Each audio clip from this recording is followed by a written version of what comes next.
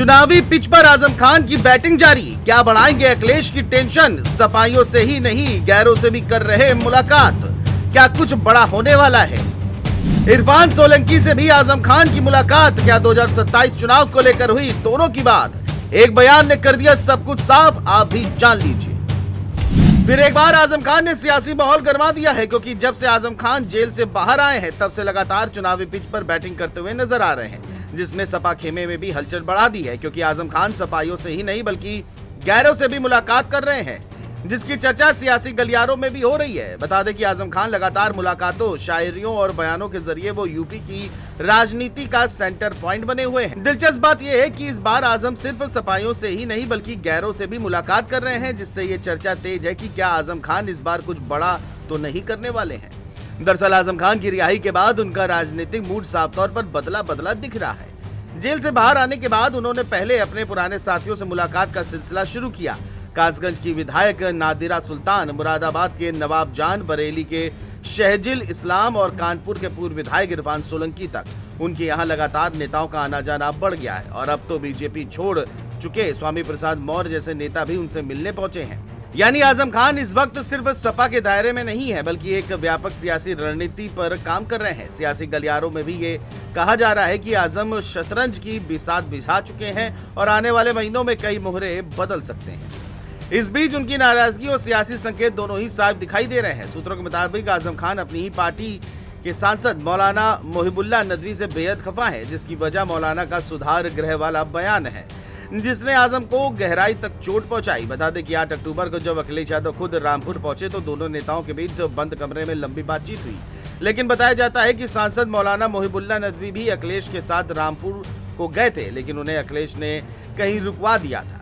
इसके बाद ही वो आजम खान से आगे मिलने आए। अंदर क्या हुआ किसी को नहीं पता, लेकिन सूत्र बताते हैं कि आजम ने उस मुलाकात में अखिलेश से खुलकर शिकायतें की।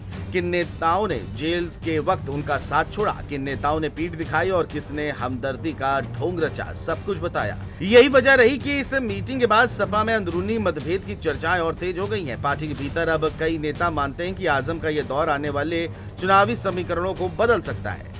फिर बुधवार को जब कानपुर के सीसामऊ से पूर्व विधायक इरफान सोलंकी अपनी विधायक पत्नी नसीम सोलंकी के साथ रामपुर पहुंचे तो सियासत का पारा और बढ़ गया। आजम खान और इरफान सोलंकी दोनों ही जेल से बाहर आने के बाद पहली बार आमने सामने आए हैं।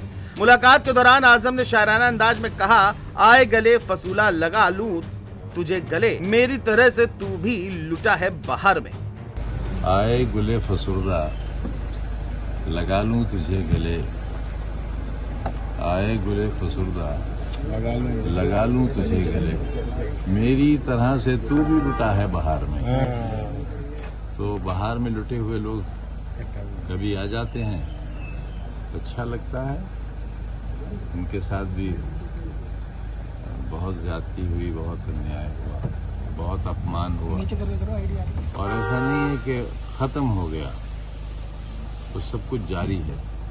जानकारों की माने तो ये लाइनें सिर्फ इरफान के लिए नहीं बल्कि पूरे सपा कुनबे के लिए संदेश थी कि आजम अभी भी वही पुराने तेवर वाले नेता हैं। उन्होंने कहा, हम बरी नहीं हुए हैं, लड़ाई खत्म नहीं हुई है, हमसे भी गलती नहीं हुई, हमारे साथ अन्याय हुआ। इरफान ने भी साफ कहा कि ये मुलाकात सिर्फ राजनीतिक नहीं बल्कि पारिवारिक थी, पर सियासी गलियारों में इसे 2027 के लिए रणनीतिक बातचीत के रूप में देखा जा रहा है। सवाल ये है कि क्या वाकई आजम खान अखिलेश यादव की टेंशन बनने जा रहे हैं या फिर ये समाजवादी पार्टी की अंदरूनी मजबूती का इशारा है। रणनीतिक तौर पर जानकारों का कहना है कि अगर आजम खान बोलेंगे तो सियासी भूचाल आ जाएगा, और अगर सियासी भूचाल आता है तो 2027 के पहले राजनीतिक तौर पर कोई भी बड़ा कदम उठाने से आजम खान के साथ साथ समाजवादी पार्टी को भी मुसीबतें झेलनी पड़ सकती हैं। देखना यही है कि आजम खान का अगला कदम क्या होगा, इसीलिए लगातार सब आजम पर निगाहें टिकाए हुए हैं। कैमरा पर्सन अनिल के साथ मैं विजय त्रिपाठी, GMD न्यूज़, लखनऊ।